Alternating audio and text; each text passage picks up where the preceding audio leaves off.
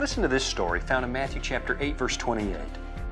When he had come to the other side, to the country of the Gadarenes, there met him 2 demon-possessed men coming out of the tombs, exceedingly fierce, so that no one could pass that way. And suddenly they cried out, saying, "What have we to do with you, Jesus, you Son of God? Have you come here to torment us before the time?" One of the things about life is that it's really easy to get discouraged at times, especially when evil and selfishness seem to triumph and God's people seem to be left in the dust. It kind of reminds me of a famous lament written by the psalmist hundreds of years before Christ, where he points out the unfairness of life.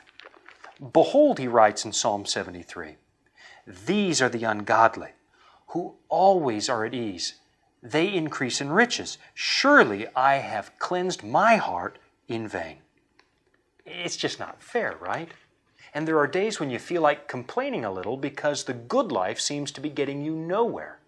The people who cheat are never caught. The people who steal seem to get away with it. The ones who step on others to get to the top still make it to the top. And everything in your being cries out for justice.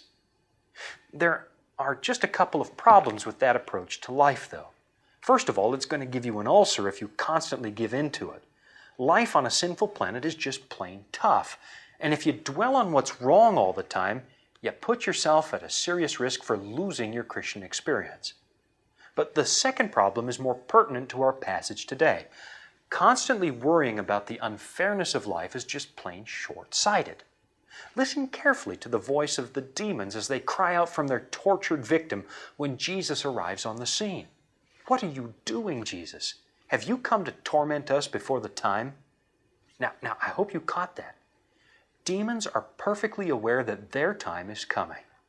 In spite of their drunken, self-centered quest to capture the kingdom, something in their innermost being still knows it's not going to last forever.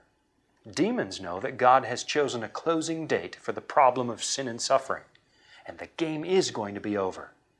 The book of Revelation chapter 12 tells us that Satan himself knows his time is short. So here's the question for today.